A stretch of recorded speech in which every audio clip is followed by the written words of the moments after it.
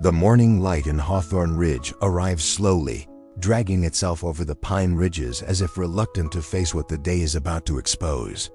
A thin mist clings to the ground, hanging just above the red clay trail that runs along Blackwater Run. Creek below murmurs with the same steady voice it has carried for generations, sliding around stones polished by time. Most mornings here feel the same. But on this one, the quiet settles too heavily, as if the valley itself is holding its breath. Word travels fast in a town like this. Before the sheriff's trucks have fully eased onto the shoulder, headlights still burning against the gray light, people have already stepped out onto porches or paused with cups suspended in their hands. They don't know the details yet. They don't know precisely who has been taken into custody. But they know something long buried has begun to rise, pulled upward from the creek bed like a submerged memory finding air again. Detective Mara Ellison stands near the edge of the trail, her boots damp from the dew. She watches deputies escort two women towards separate vehicles. Their wrists are bound, yet their faces remain composed, almost blank, frozen in the kind of expression worn not by innocent people, but by those who have practiced calm their entire lives. Behind them, voices in the crowd whisper names. Familiar names. Names that once appeared in church directories and on PTA volunteer sheets. Names linked to casseroles delivered after funerals and holiday cards left in mailboxes. Someone in the watching crowd sucks in a breath when they recognize Cassidy Lowe. Another murmurs Jenna Pike's name. Neither woman turns toward the voices calling after them. They keep their eyes forward, as if refusing to acknowledge the part of town that once trusted them without question. Mara does not speak. She only listens to the murmured disbelief, the rustle of jackets as people step closer, the soft click of a camera phone, even though most here don't quite know what they should or shouldn't record. The morning smells of wet pine and cold stone, but beneath it, Mara senses the sharpness of something else. The moment a community realizes it has failed to see what was in front of it all along. She glances down toward the creek. The water moves with indifferent rhythm, sliding past the place where a heavy river stone once held a body, still against the current. The stone is still there, though shifted by time and storms, resting deeper now in the sand. It looks so ordinary, a lump of graying weight among dozens of others. Yet in her mind, it carries a gravity no weather can wash away. She imagines Lena's hair drifting in the current, long strands catching in the eddies like signals trying to surface. A reporter from the county paper steps closer, notebook trembling slightly in the cold.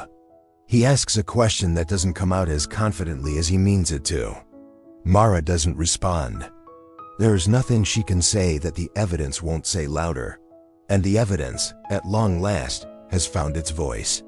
It began with a dusty box in a forgotten school closet, VHS tapes, scratched labels, a yearbook filled with angry ink.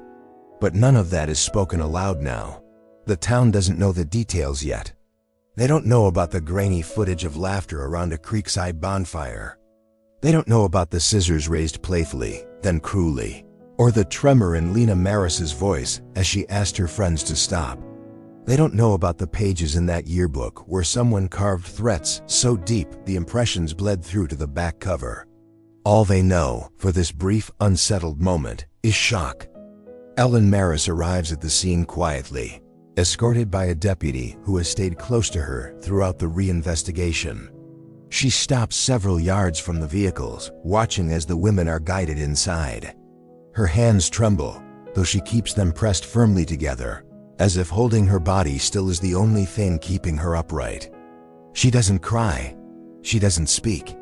Her face carries the weight of 36 years spent holding onto a truth she could never fully name.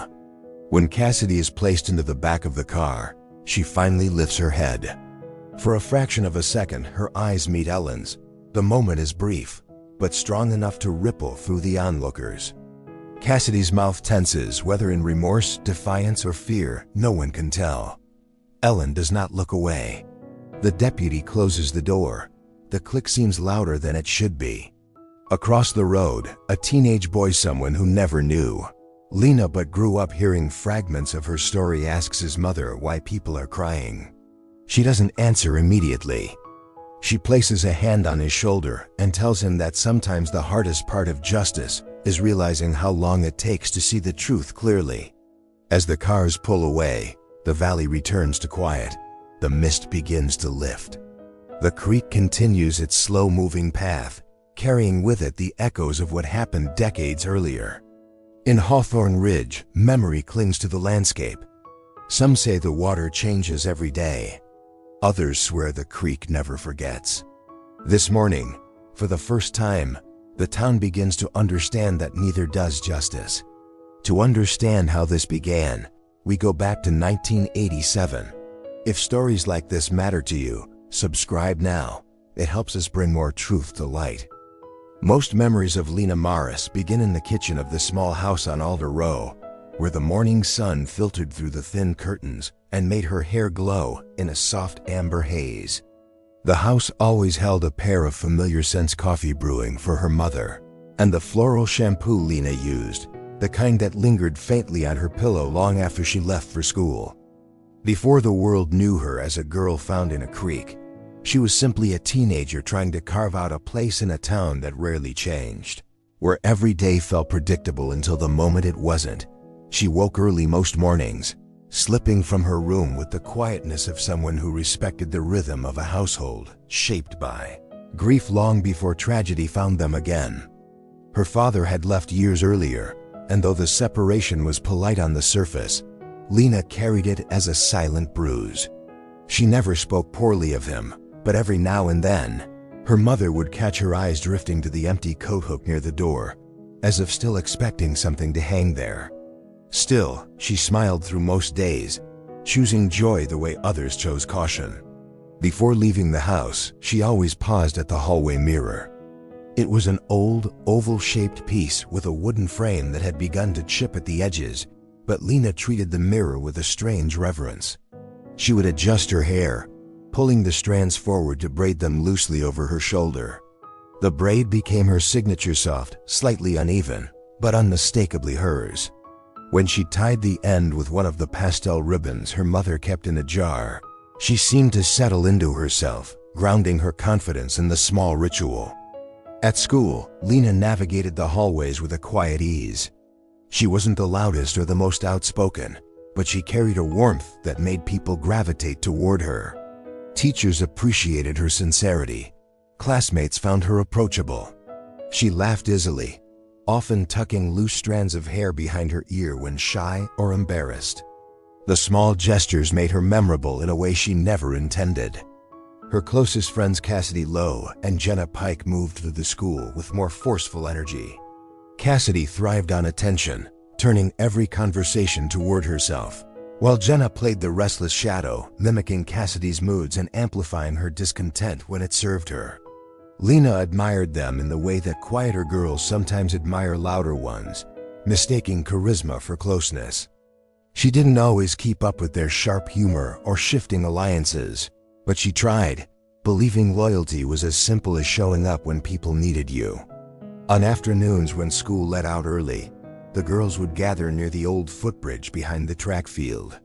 They sat on the railings, tossing pebbles into the stream below, and traded secrets with the urgency that only teenagers understand. Lena shared her dream of studying art someday, of maybe leaving Hawthorne Ridge long enough to see something bigger, something brighter. Cassidy would roll her eyes, claiming Lena didn't have the ambition to leave, then laugh as if it were all in good fun. Jenna rarely disagreed with Cassidy, but every so often she'd watch Lena with an expression that mixed envy and affection, a combination Lena never learned how to read. Most people who remembered Lena described her as gentle, but not fragile. She had a stubborn streak that appeared in small ways, refusing to cut her hair despite the summer heat, insisting on returning books she borrowed within a week, keeping every card her mother gave her, no matter the occasion. There was something old-fashioned about her sentimentality, a quality that made her stand out in the town where most teenagers dreamed of shedding childhood as fast as possible. She also kept a box beneath her bed filled with sketches and notes. Flowers, pine branches, bits of jewelry, the curve of the creek where the water softened around a bend. She loved drawing things that didn't demand perfection. Her mother once asked why she never sketched people. Lena shrugged and said people moved too quickly to capture, but in truth, she feared misrepresenting them. Objects didn't judge the way eyes did. In the same box lay the ribbon she wore for her 8th grade graduation, the one she planned to wear again at senior year photos in the fall. She touched it from time to time, running her fingers over its smooth fabric as if the memory embedded in it could offer reassurance. Little did she know how violently that connection would later be torn. On weekends, she worked a few hours at Harper's General Store, stocking shelves or ringing up customers. She liked the predictability of the job, the familiar jingling of the entrance bell, the steady hum of the old freezer in the back.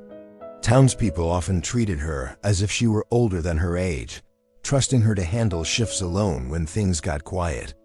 She took pride in that, returning home with stories her mother listened to as if they were fragments of a much larger world. It was during the fall of 1987 that subtle shifts began in the way Cassidy and Jenna behaved around her. Some days they were affectionate, looping their arms through hers as they walked to class. Other days they whispered among themselves, stopping abruptly whenever Lena approached. She pretended not to notice. Most 17-year-olds do. Being left out hurts, but confronting friends can feel impossibly heavy, especially when friendship has shaped your idea of safety.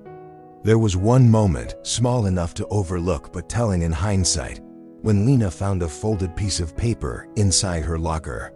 The note had no signature, just a quick message in slanted handwriting. "Be careful who you trust." She didn't show it to anyone. She read it twice, tucked it behind her sketchbook, and convinced herself it meant nothing. Yet that night, she braided her hair more tightly than usual, tying the ribbon with a knot she had never used before. Her mother remembers that evening clearly. Lena stood at the kitchen counter slicing apples, humming lightly. She mentioned wanting to talk to Cassidy and Jenna the next day, to smooth things over. Her voice was hopeful, but her eyes held the unsettled quiet that comes when someone senses a shift they cannot yet define. The next afternoon, Lena finished her shift at Harper's, walked home along the familiar route through pine needles and cracked pavement, and placed her bag beside the hallway table. She called out to her mother, who was folding laundry in the living room. She sounded normal, calm. "Cassidy and Jenna want to meet," she said. "Just to talk things out." Her mother looked up, noticing the slight tremor in Lena's hands. She asked if everything was fine.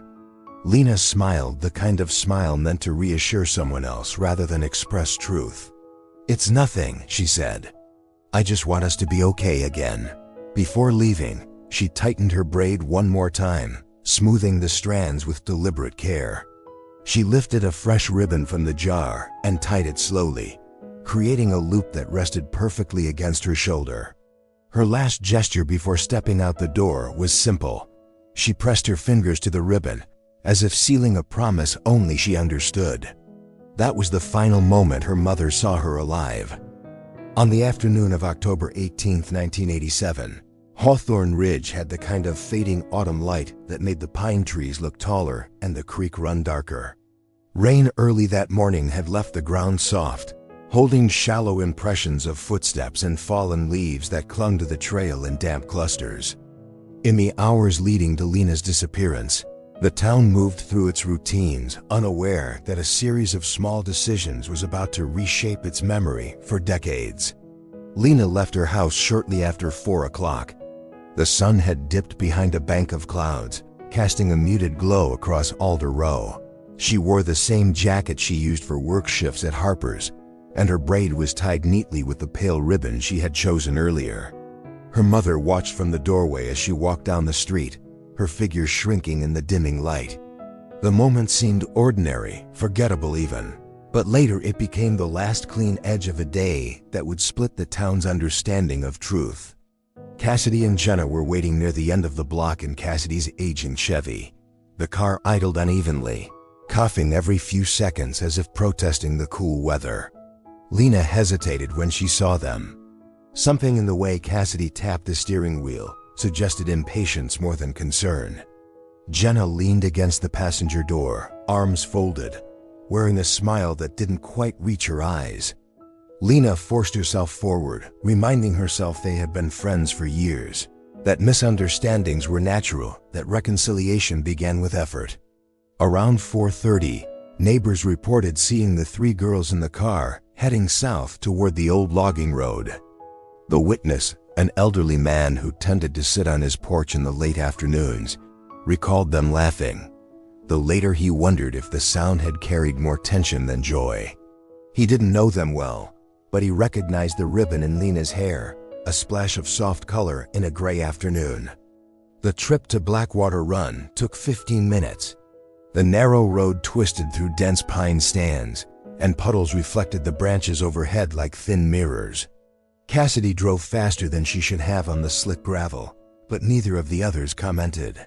The car came to a stop near the footbridge that crossed the shallowest part of the creek, a familiar spot from their younger years when they used to skip stones and talk about futures they hadn't yet learned to fear. According to reconstruction later done by investigators, the tension between the girls flared soon after they exited the vehicle. The argument began quietly, a disagreement over comments made at school, shifting into deeper accusations. Jenna repeated something she had heard at the bonfire the week before. Cassidy demanded answers Lena didn't have. Lena insisted they were misunderstanding her. The tone escalated. Voices rose. The wind moved through the pines, carrying fragments of words that no one else would hear clearly enough to repeat. Drag marks later discovered near the creek suggested Lena stepped back several times, trying to defuse the situation. She held her hands close to her chest, a sign consistent with defensive posture, though no one at the time saw or interpreted it that way. Leaves crushed beneath her shoes created a traceable path leading toward the water. By 5 o'clock, the sun had sunk low enough that the canopy above them darkened the clearing. The creek's surface reflected faint patches of dim sky. The sound of moving water filled the space between their voices. At some point, Lena turned away, perhaps to walk off her frustration, or perhaps to gather herself. What happened next remained uncertain for years, but investigators would later conclude involved a sudden shift from verbal conflict to physical confrontation. The disturbed soil on the creek bank told part of the story. A shoe print matching Cassidy's was found near a broken branch. Scrape marks on the bark indicated abrupt movement. The shallow pool closest to the bank showed patterns of disrupted sediment, consistent with someone slipping or being pushed. And beneath the fallen log, the sand and silt had settled unevenly, signaling an object had been forced there before the current began smoothing the surface again. The exact sequence of events in those final minutes could never be confirmed with absolute precision, but the physical evidence suggested that Lena was forced into the water, immobilized beneath the log, and pinned by a heavy river stone positioned deliberately above her lower back. The stone was large enough to hold her down, but small enough to carry with both hands. It bore faint scratches, as if someone had dragged it across the rocky bank. Between 5 and 6 o'clock, a young fisherman named Terry Collins passed along a trail a short distance from the creek. He remembered hearing raised voices, then a splash followed by silence. He paused, listening for any sign of distress, but when nothing else came, he continued on his way. Later, he told investigators that he had convinced himself it was teenagers playing too close to the water, something he had seen many times before. He did not realize he had heard the last sounds Lena would ever make. As darkness settled over the valley, Cassidy's Chevy was seen again on the road leading back toward town. It moved more slowly this time, turning onto Main Street just before the streetlights flickered on.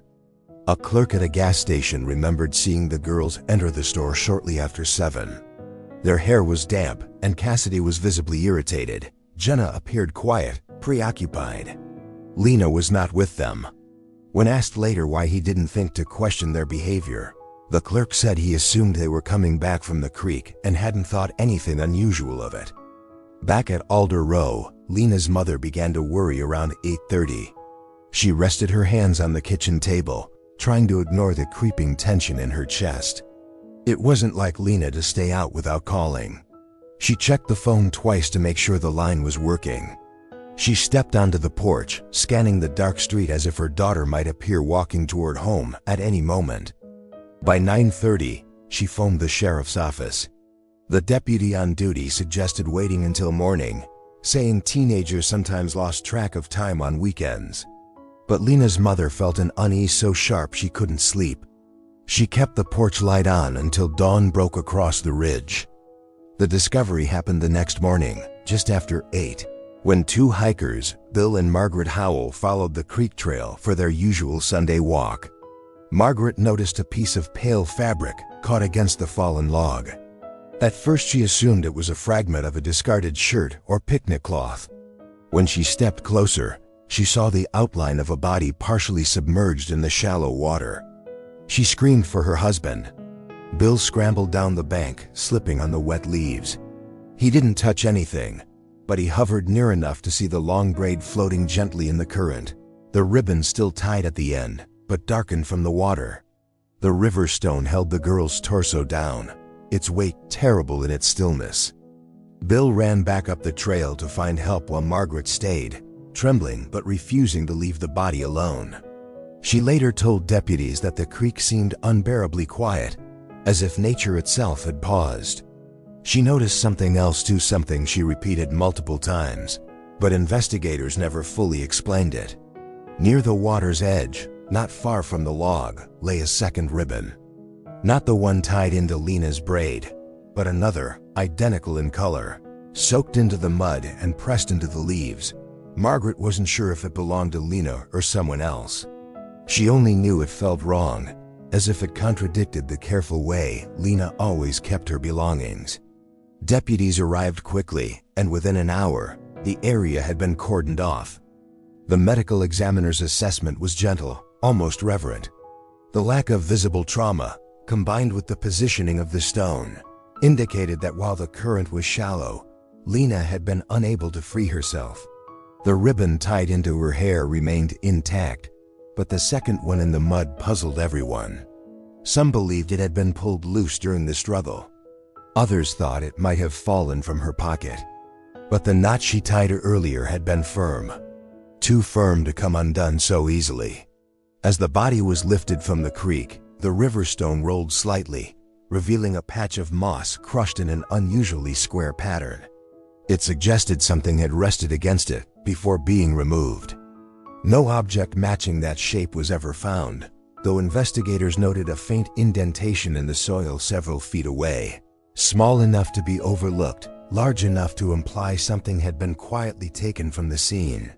Before the stretcher was carried up the bank, Margaret noticed something else, a set of footprints, small and spaced irregularly, leading back toward the road. They didn't match Lena's shoes, which were still on her feet. They were also too close together, almost hesitant, like someone who didn't want to be heard leaving. The detail was recorded, and then too quickly forgotten. It became one of the many unresolved threads in a case that would haunt Hawthorne Ridge for the next 36 years. The first weeks after Lena's death unfolded in a blur of interviews, neighborhood sweeps, and long nights spent in the sheriff's office staring at maps of Blackwater Run taped to the wall. The deputies moved with urgency, fueled not only by the brutality of the discovery, but by the nagging awareness that they were chasing shadows in a town that didn't believe such violence could grow from within its own borders. The original investigators, Sheriff Roland Hayes and Deputy Marla Kinsey, worked with a determination that left little room for rest. But the harder they pushed, the more the case pushed back. The initial theory centered on an outsider. A transient worker, maybe, or someone passing through the valley during the brief construction boom that autumn. Several people reported seeing unfamiliar vehicles near the logging road the week before. One resident described a pickup with out-of-state plates. Another mentioned a man who asked for directions near the feed store, but acted strangely when questioned. These stories became the first line of pursuit. Deputies interviewed road crews, seasonal workers, hunters, campers, and truck drivers. They combed through gas station transactions and motel check-ins. A few names surfaced, and one man, a drifter found sleeping in an abandoned shed 2 miles from the creek, was briefly detained. He had no alibi for the night of the murder and carried a pocket knife that raised eyebrows. For 2 days, the town buzzed with speculation that the killer had already been caught. But when the drifter's fingerprints and clothing fibers failed to match anything found near the creek, and when he produced a near-perfect recollection of his movements supported by a hitchhiker he'd met the same evening, Hayes had no choice but to release him. The mood in Hawthorne Ridge shifted again, from tentative relief back to suspicion and unease. Cassidy and Jenna remained on the periphery of the investigation, but not its center. Both girls gave statements describing a quiet evening at home with family members who vouched for them. Their stories overlapped neatly. Their emotions seemed appropriate. Cassidy cried through most of her interview, insisting she had no idea why anyone would hurt Lena. Jenna kept her answers short, wringing her hands but not shedding tears. Neither of them mentioned the argument at the creek, or the tensions that had simmered in the weeks leading up to Lena's disappearance. At the time, the deputies didn't press them. They appeared too close to the victim, too familiar to fit the profile of a predator. Looking back, that assumption would become the biggest blind spot in the early investigation. 2 months after the crime, a new lead emerged when a fisherman reported seeing a blue truck near the footbridge around dusk on the night of Lena's death. The truck didn't belong to anyone in town, and the fisherman was adamant that he hadn't seen it before or since. Deputies drove through nearby communities asking about similar vehicles. They found a man from Red Elm, a small settlement 12 miles away, who owned a blue truck with a cracked windshield resembling the fisherman's description. For a moment, the investigation swung in his direction. The man, a mechanic with a short temper, admitted he had driven through Hawthorne Ridge that day, but denied going anywhere near the creek. He agreed to search his vehicle voluntarily. Nothing linked him to the crime. No fibers, no traces of mud matching the creek's sediment, no scratches indicating the transport of a heavy stone. Still, rumors spread quickly. The mechanic's business suffered. People whispered about him in the aisles of Harper's. When the sheriff's office cleared him publicly, some believed the announcement. Others decided the truth was being protected. Suspicion shifted again, this time landing on everyone and no one. By the time winter settled in, the investigation had grown sluggish. The rain hardened into frost, and the trails that once held footprints now froze flat. Every physical clue became more distant. Some evidence, like the second ribbon found near the bank, lost its urgency as weeks passed without explanation. It sat in an evidence bag, tagged and stored, but no answer emerged about how it ended up separate from the one tied into Lena's hair. At home, Lena's mother continued to call the sheriff's office weekly. Sometimes she asked about new leads. Other times she asked simply if they were still trying. The deputies reassured her, but each reassurance grew thinner, stretched across an investigation that felt increasingly fragile. Local newspapers kept the story alive for a while. Headlines asked if the killer might still be nearby. Journalists interviewed teachers, classmates, and the pastor who had baptized Lena years earlier. But as months passed and the shock faded, the articles became shorter, relegated to inside pages. Eventually they stopped altogether, replaced by new concerns, new tragedies, and the passage of time. The summer after Lena's death, a young man named Travis Archer became the focus of tentative suspicion. He was known for getting into fights at school and had a record of trespassing in the woods. A classmate claimed he was near Blackwater Run the week of the incident. When deputies questioned him, he admitted he had been in the area but said it was to set fishing lines. His boots were compared to plaster casts from the scene. They didn't match. His story held firm. No evidence tied him to Lena. Another lead dissolved. In the years that followed, Cassidy and Jenna graduated high school and moved on with their lives. Cassidy applied for community college, then withdrew before the semester began. Jenna worked at a diner, picking up shifts whenever she could. They both attended Lena's memorial services for a time. They spoke softly to the family, offering condolences with downcast eyes. People saw them kneeling by the riverbank on anniversaries, pressing flowers into the water. If anyone noticed inconsistencies in their grief, no one said so out loud. Deputy Kinsey retired. Sheriff Hayes developed a habit of staring at the case file, as if the answers were hiding between the pages. More than once he drove to the creek alone, walking the bank until dusk, searching for something he had missed. He never found it. The case drained him. Those who worked with him said he aged faster during those first 2 years than in the decade before.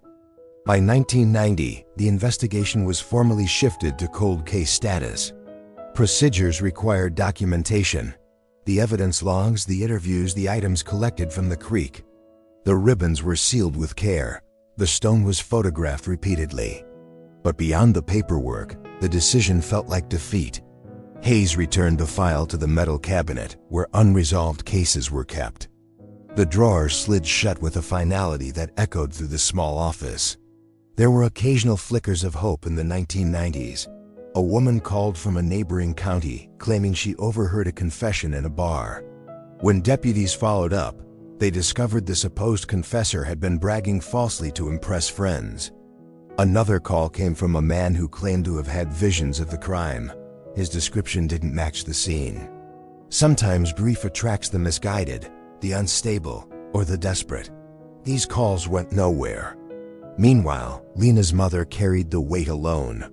She kept her daughter's room nearly untouched, dusting the mirror and smoothing the sheets on nights when sleep felt impossible. She found a loose ribbon under Lena's bed in 1992. For a moment she wondered whether it mattered. Then she folded it gently and placed it inside the box of keepsakes, telling herself it was only another memory, not another clue. Cassidy and Jenna drifted into adulthood. Cassidy married briefly and divorced soon after. Jenna moved to a rental house on the edge of Redwater County, where she lived alone for several years. Their friendship faded in public, though privately they remained tethered in ways no one understood. People saw them at grocery stores, at church, at local fairs. They blended into the rhythm of the town so seamlessly that few remembered how closely they had once been tied to Lena. The case file gathered dust. New deputies glanced at it occasionally, reading the summaries with passing interest. They noticed the second ribbon but didn't assign meaning to it. They remarked on the missing square-shaped indentation near the stone, but assumed it was an artifact of erosion. To them, the case felt sealed in a different era, insulated by time from any real resolution. In interviews years later, retired Sheriff Hayes admitted the moment he realized they had truly lost the case. It wasn't a dramatic revelation or a failed interrogation. It happened one quiet evening in 1991, when he opened the file again and realized that every thread he had once believed would pull the truth into daylight had unraveled. The witnesses had grown older, memories had softened. What remained were fragments, and fragments rarely solve crimes. He closed the file that night, pressing the metal latch gently, almost apologetically. He whispered something no one else heard, a simple acknowledgement that he could not give the Maris family the closure they deserved. For years afterward, the case existed only in faint echoes. Children growing up in Hawthorne Ridge heard the story the way small towns pass on folklore, part warning, part tragedy, part unresolved fear. Some thought the killer had moved away. Others believed the murderer still lived among them. But without evidence, without new leads, the case sat untouched. Eventually, it stopped being a case. It became a memory, stored inside a box labeled in careful handwriting. Maris, Lena 1987. The box remained on the shelf, waiting for the one discovery that would finally wake it from sleep. In the years after Lena's death, time moved unevenly in the Maris household. Some days seemed to stretch endlessly, as if grief itself were pulling the hours apart. Other days disappeared quickly, slipping away before her mother could grasp where they had gone. What remained constant was the soft echo of absence, settling into corners of the house like dust that refused to be swept away. Ellen kept Lena's room much as it had been on the last morning she woke in it. The mirror still hung on the wall, its wooden frame chipped at the base. The jar of pastel ribbons remained on the dresser, though some colors had faded under the slow work of sunlight. Each ribbon carried a small memory school pictures, birthday mornings, afternoons spent brushing out tangles while laughter rose and fell between them. Over the years, the ribbons seemed to lose their original brightness, but Ellen never replaced them. They felt like part of the story, preserved exactly as they were. For a while, she returned to the creek every Sunday. She would sit at the footbridge where the girls once gathered and lean against the railing, letting the water's movement fill the silence. She brought flowers sometimes, other times just her thoughts. The seasons shifted gently around her. Spring leaves unfurled, and summer heat shimmered over the water. When autumn returned, the same shade of muted gold that had filled the valley the year Lena died, Ellen felt the ache settle more deeply, but she kept going, even when her footsteps grew slower. People frequently said grief softened with time. They meant well, but Ellen found the opposite to be true. If anything, time made her loss sharper, clearer, as if the years were stripping away distractions until only the essential hurt remained. She kept small rituals to anchor herself, folding laundry on Friday evenings, watering the potted fern by the kitchen window, checking the porch light before bed. These tasks steadied her, but none offered true comfort. Letters arrived occasionally in the early years. Some were from friends who didn't know what words to offer. Others came from strangers who had read about Lena in the newspaper. A local pastor wrote a short note every Christmas, reminding her that the community hadn't forgotten. She appreciated the sentiment, though she suspected most people remembered the case more as a cautionary tale than a personal tragedy. Her greatest source of strength came from the small box of memories she kept beneath her bed. Inside were photographs of Lena at various ages, sketches pulled from her notebooks, a few birthday cards, and the last ribbon she ever wore, the one recovered from the creek. Ellen handled it rarely, afraid the fabric might fray under too much touch. When she did hold it, she closed her eyes and tried to recall the exact moment Lena tied it into her hair, willing herself to hear the familiar rustle of cloth. As the 1990s unfolded, the investigation grew quieter. Deputy Kinsey retired, leaving behind boxes of unsolved cases. Sheriff Hayes developed health problems that limited his involvement. The file labeled Morris, Lena -1987, moved farther back in the drawer with each new year, overshadowed by emerging cases, new faces in the department, shifting priorities. By the end of the decade, only a few officers remembered the creek's currents as more than just part of the landscape. Hawthorne Ridge itself changed in small but noticeable ways. The textile mill shut down, leaving families to scatter in search of work. A strip mall rose near the old highway, bringing chain stores that replaced the familiar rhythm of local shops. Teenagers who had been children when Lena died grew into adults who knew the story only through half-remembered warnings from their parents. The town's collective memory thinned in places, like fabric worn soft by too many wash cycles. Ellen watched these changes from a distance. She no longer visited the footbridge as often, not because she cared any less, but because her body grew weary with age. The walk became harder on her joints, the climb back to the main road more taxing. Eventually, she limited her visits to anniversaries, birthdays, holidays, the day Lena disappeared. On those mornings, she would wrap a scarf tightly around her shoulders, step carefully along the path, and stand by the railing until the wind numbed her hands. Through it all, she kept hope tucked inside her in the same way she kept the memory box beneath her bed. Hidden, protected, tender. She never expected a grand breakthrough. She only hoped for clarity, however fragile or incomplete it might be. Occasionally she called the sheriff's office to ask if anyone had revisited the file.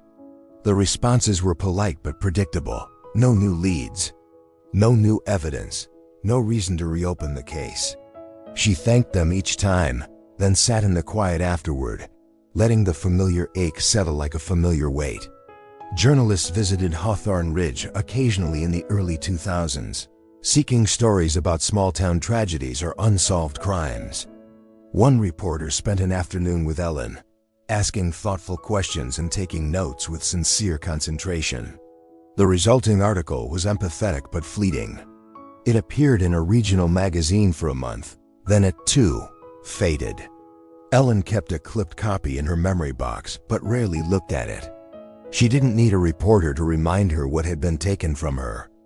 As the years passed, Cassidy and Jenna carved out quiet lives. Cassidy remarried and moved to a house across town, where she joined local committees and spoke at school assemblies. People said she had matured, that sorrow had changed her. Jenna worked sporadically at different jobs, never staying long in one place. She seemed perpetually tired, as though carrying a secret that grew heavier each year. Those who knew her remarked on her nervous habits, checking over her shoulder when walking home at night, avoiding mirrors longer than necessary. If anyone wondered about their involvement in Lena's death, they kept such thoughts to themselves. For Lena's classmates, the tragedy became a distant memory. The school held a dedication ceremony 10 years after her death, planting a dogwood tree near the track field. Students gathered around, some knowing Lena personally, others only aware of her through whispers. When the tree bloomed its first season, its flowers were pale pink, delicate, almost transparent. The symbolism was not lost on those who had stood with Lena at the footbridge all those years earlier. Technology began to change the world around them. Cell phones became common. Old records were digitized. A few cases in neighboring counties were solved through new forensic tools that hadn't existed in the 1980s. Each time Ellen heard about a cold case being reopened, she paused. Sometimes she allowed herself to imagine her own phone ringing with similar news. Other times she felt the familiar sting of disappointment and set the thought aside. By the early 2010s, the sheriff's office underwent renovation, and archived files were temporarily relocated. The Morris case box was moved to a storage unit near the courthouse, where it sat on a high shelf, untouched and unexamined. Dust gathered along its edges. The label began to yellow. For nearly another decade, it remained there, forgotten among dozens of other unresolved tragedies. Then, in 2022, something shifted. It happened quietly, without announcement or ceremony. A construction team preparing to renovate the east wing of Hawthorne Ridge High School discovered an old storage closet behind a panel of warped sheetrock. Inside were boxes filled with outdated audiovisual equipment, film projectors, and stacks of yearbooks. One box, heavier than the rest, contained several VHS tapes and a yearbook marked with scribbles of old teenage conflicts. The school contacted the sheriff's office to ask if any of the contents were relevant to ongoing investigations. Deputies cleared the closet methodically, labeling each item. One of them set aside the box with the tapes, noticing the date scrawled faintly on the side, 1987. He carried it into the light, brushed off the dust, and paused. Something about the weight of the box, the way the yearbook inside sat wrapped in plastic, felt strangely deliberate. It was as if time had been waiting for someone, anyone, to reach for it. The discovery didn't bring immediate answers, but it brought something else, something the case had lacked for more than 30 years. It brought the smallest flicker of possibility. Where are you watching from tonight? Drop an emoji in the comments. When the east wing of Hawthorne Ridge High was scheduled for renovation in the spring of 2022, no one imagined it would breathe life into a case that had been silent for decades. The demolition crew expected broken desks, dust, and outdated audiovisual equipment. What they didn't expect was the locked storage closet hidden behind a warped panel of sheetrock. The door resisted, swollen with age, but when one of the workers forced it open, the air inside smelled like mildew and the forgotten years of a generation long gone. He pulled boxes into the hallway, stacking them against the fading lockers. Inside one, heavier than the rest, lay a disorganized collection of VHS tapes, some unlabeled, others with black markers smeared nearly to illegibility. Beneath them sat a plastic-wrapped yearbook dated 1987. Dust clung to it like residue of time itself. The worker paused, unsure why the sight unsettled him, then waved over the site's supervisor. Within an hour, the sheriff's office was contacted. Detective Mara Ellison arrived that afternoon. She was not expecting a miracle. Cold cases seldom offered such kindness. But when she leaned over the box and saw the years stamped on the tapes, an instinct stirred quiet, steady, the feeling that something had finally shifted. At the sheriff's digital forensics lab, she and technician Elijah Ward began the meticulous task of digitizing the tapes. Before they dared insert the first cassette, Elijah inspected the reels with gloved hands. The magnetic tape was fragile, brittle in places. A single tear could destroy whatever survived inside. He threaded the first tape through a refurbished deck connected to a capture device. The image sputtered to life, snowy static, warped color bars, the faint hum of degraded audio. But after a few adjustments, shapes emerged. Figures, movement. Teenagers gathered near a creek, their faces half illuminated by a flickering bonfire.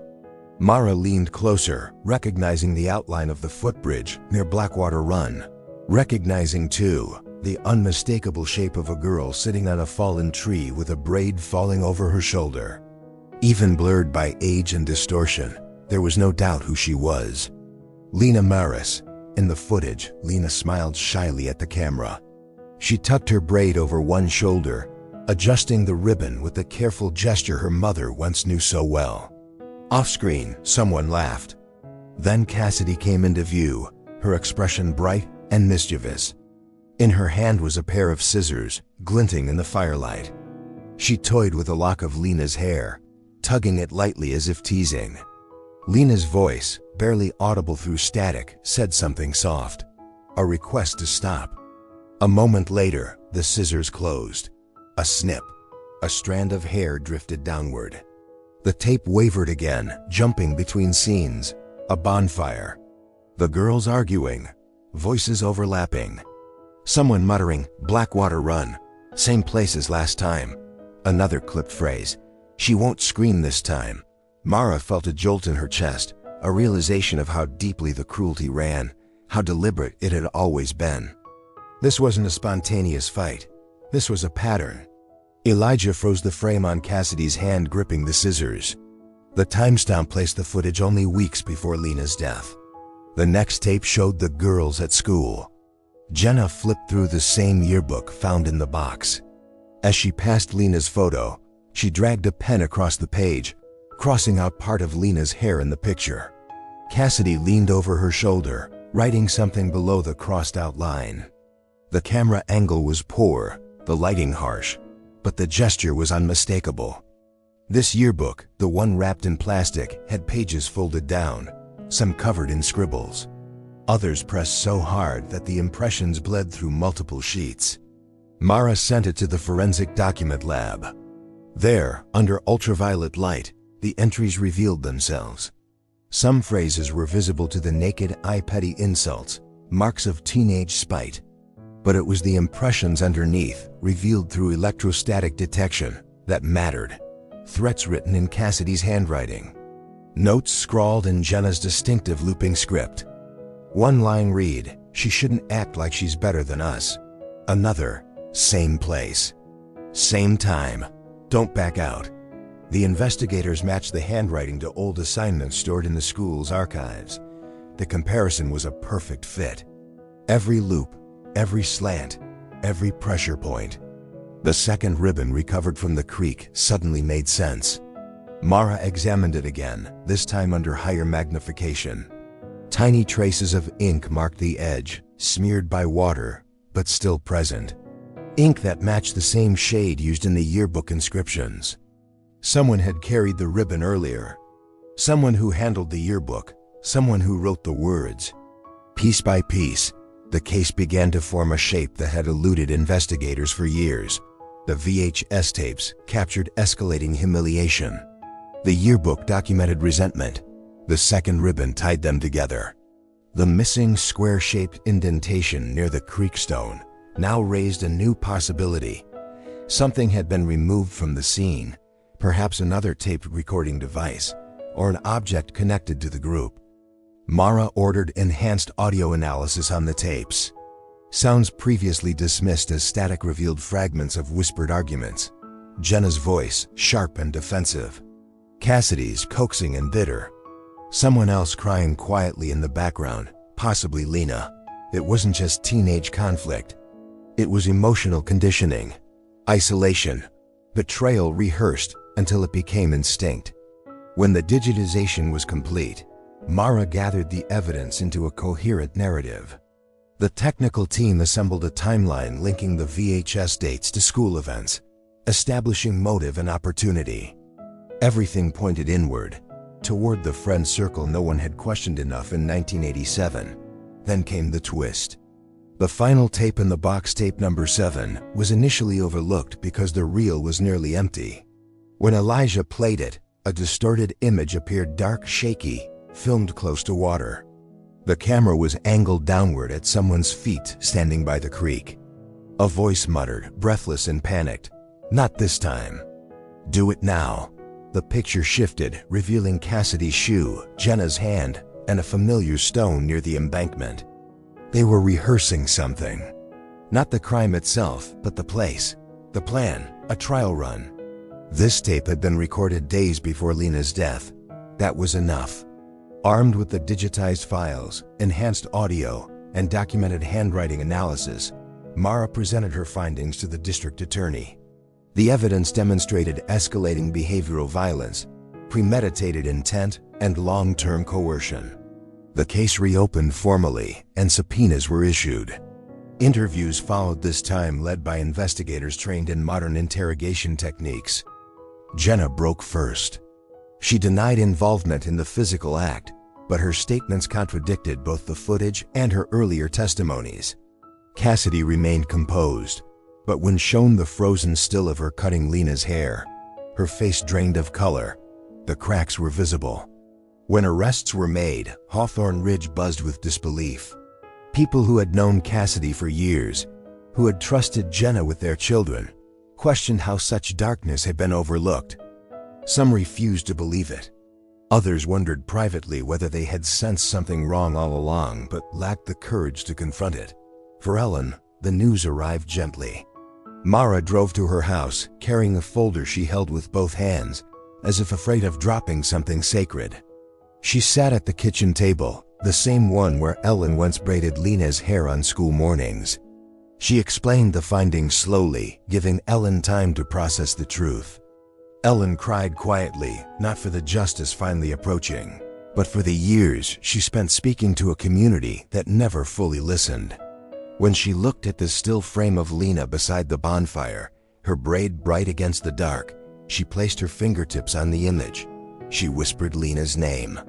Later that evening, the sheriff's office released a statement confirming the reopening of the case. News spread through social media, sparking conversations among former classmates and townspeople who had long since drifted away. Comments flooded in: prayers, anger, disbelief, relief. Standing alone in her office, Mara replayed the clip of Lena adjusting her ribbon one last time. The footage was grainy, the colors distorted, but the emotion was clear. Amid the noise and laughter at the bonfire, Lena had smiled as if unaware of how little time she had left. Justice was finally moving toward her. Hit the like button if you believe justice always finds its way. The morning of the arrests arrived quietly, as if the town itself understood the gravity of what was about to unfold.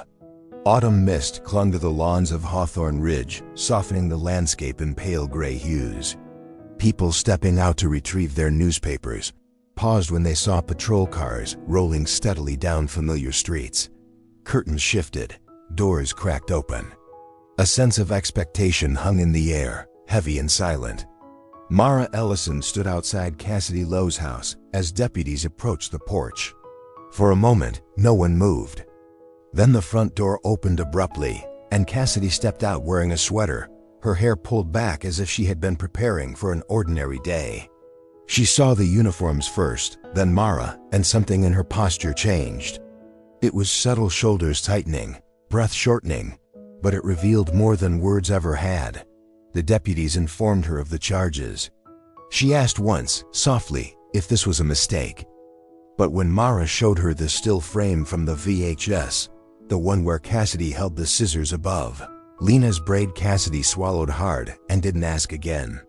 Across town, Jenna Pike was found sitting at her kitchen table, a half-finished cup of tea in front of her. She didn't resist when the cuffs clicked around her wrists. Instead, she whispered, almost to herself, that she knew this day would come, though she'd prayed it wouldn't. Her eyes stayed fixed on the table as she was escorted outside. Neighbors gathered in clusters, watching silently. Some shook their heads in disbelief. Others exchanged glances suggesting they'd always sensed something was off, but had lacked the courage to speak it aloud. The news spread quickly. By noon, cars lined the courthouse parking lot. Those who had known the girls, now women, struggled to reconcile their memories of shared childhoods with the reality unfolding before them. A few defended them, insisting the evidence was misinterpreted. More stayed quiet, afraid to acknowledge the truth that had lived in the margins of their town for decades. The preliminary hearing brought the first wave of public reckoning. Cassidy sat rigid, her hands clasped tightly in her lap. Jenna trembled intermittently, her foot tapping against the floor with the nervous rhythm of someone unraveling. The prosecutor outlined the case, the footage, the handwriting, the audio enhancements, the documented history of coercion. Every detail formed a bridge between past and present, linking the cruelty once dismissed as teenage intensity to the violence that took Lena's life. Throughout the hearing, Mara watched their reactions. Cassidy's composure cracked only once, when the prosecutor described Lena's last known movements. Jenna's tears began earlier, especially when the yearbook annotations were displayed. She looked away as her own handwriting appeared on the screen, illuminated like a confession rendered in ink rather than voice. The trial date was set for mid-summer of 2023. In the months leading up to it, the case dominated local conversation. Old classmates reached out to investigators, some offering memories of tensions they had ignored at the time, others confessing regret for not stepping in sooner.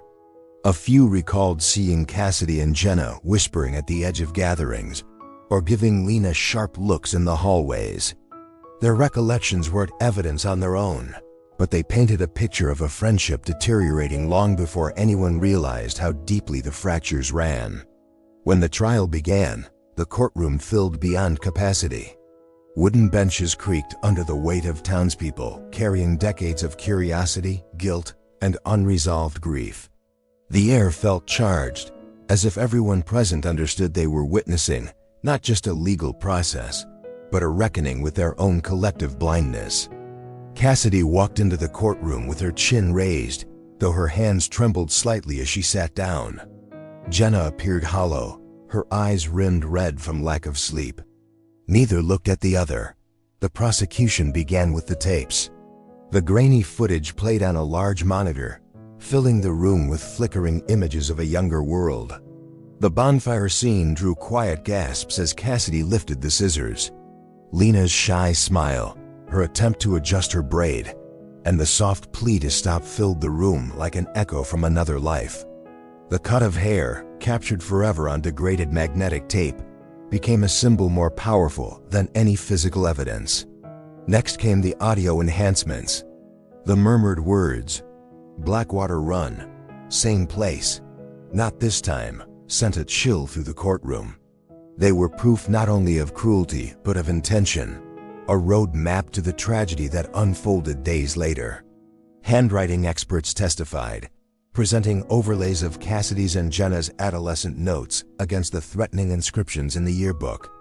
Even without context, the matches were clear. The looping patterns, the pressure points, the slanted lines, they formed a forensic fingerprint of adolescent hostility. Then, the second ribbon was displayed. Encased in clear evidence plastic, it appeared small and fragile, its color faded yet unmistakable. The ink trace at its edge matched the yearbook scribbles.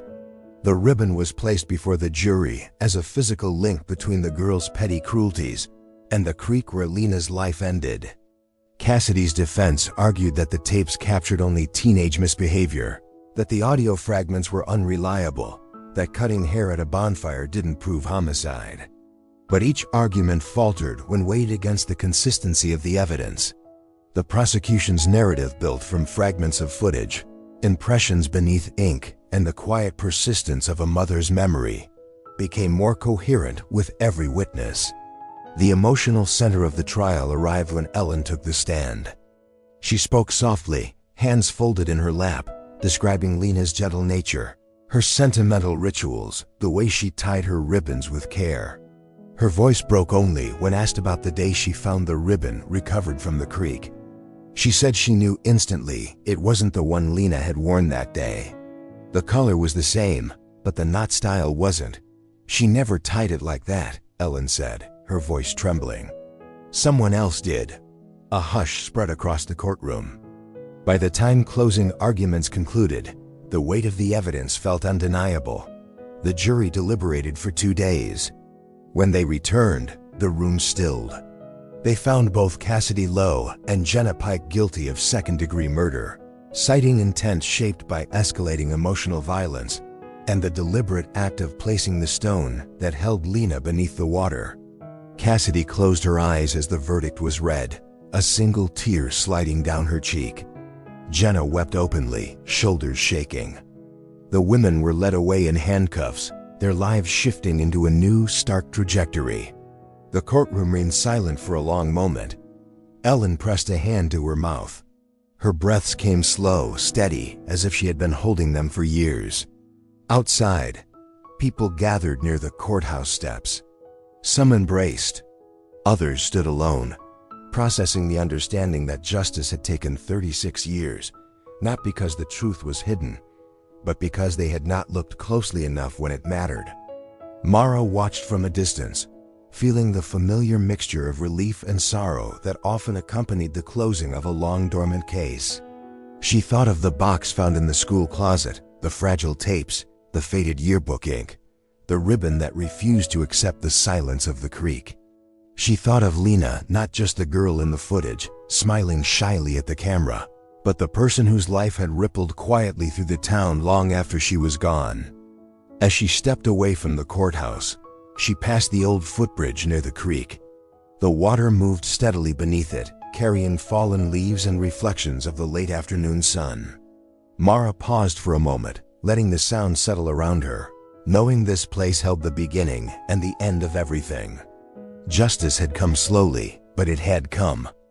In the months after the verdict, Hawthorne Ridge settled into a quieter rhythm, as if the town were learning how to breathe again. The weight that had hung over its streets for more than 3 decades did not disappear, but it shifted, becoming something people could finally name. Conversations at the diner turned softer when Lena's name came up. Teachers who had once walked past her memorial tree without much thought now paused, letting their fingers brush lightly against the bark. Even the creek seemed calmer, its surface smoother in the late afternoon light. For Ellen, life did not suddenly become easier, but it became clearer. She no longer wondered if she was chasing shadows or imagining truths no one else wanted to see. The answers, though painful, finally stood in the open. Some mornings she still woke before dawn, unsure what to do with the quiet. But as the days passed, she found herself drawn back to small routines she had abandoned. She baked more often. She tended to the fern in the kitchen with renewed care. And every so often, she opened the memory box beneath her bed, not to search for meaning, but simply to remember. A few weeks after the trial, she walked again to the footbridge over Blackwater Run. The path looked different now, as if time had brushed away some of the sharpness. Children played nearby without knowing the history beneath their feet. Ellen leaned on the railing, watching the water move steadily past the place where the stone once lay. She carried one of Lena's old ribbons in her hand, its color faded but still recognizable. For a while she held it tightly, unsure whether she could let it go. Then, with a soft exhale, she released it into the creek. The ribbon drifted slowly, catching sunlight before slipping beneath the current. It wasn't an act of forgetting. It was an act of release. Detective Mara Ellison visited the creek as well, months after the case closed. She walked the bank with a sense of quiet respect, aware of how deeply this place had shaped the story she now carried with her. The tapes, the yearbook, the voices embedded in static, they had unlocked the truth. But it was Lena's presence that lingered in the water's gentle sound. Mara felt grateful for the opportunity to give the family what had been denied to them for so long. She also carried the unspoken reminder that even in small towns, justice depends on looking closely, listening carefully, and refusing to overlook the quiet suffering that hides behind familiar smiles. Hawthorne Ridge eventually planted a small plaque near the footbridge. It bore Lena's name, the year she was born, and a simple inscription chosen by her mother: "Let kindness be louder." The community gathered for a brief ceremony. Some who attended had once been classmates. Others came on behalf of the town's collective conscience. As petals fell into the creek, carried away in gentle ripples, the moment felt like a promise whispered into the valley. In time, the story of Lena Maris became more than a tragedy. It became a reminder that betrayal often hides in plain sight, that silence can wound as deeply as action, and that the passage of years does not weaken truth, only delays it. The case left behind a legacy of awareness, urging people to notice the subtle shifts in those they love, to speak up when something feels wrong, and to remember that even the smallest clues can outlast decades when preserved with care. As seasons continued to pass, the town found balance again. Not the naive calm it once held, but a steadier kind of peace, the kind built from acknowledgement rather than avoidance. The creek flowed on, its water merging past and present, carrying with it the echoes of a girl who had loved to braid her hair and dream of larger worlds. Justice did not erase the loss, but it brought a gentle clarity, a sense that memory had finally been honored the way it deserved. Which case should we tell next? Leave your suggestion below.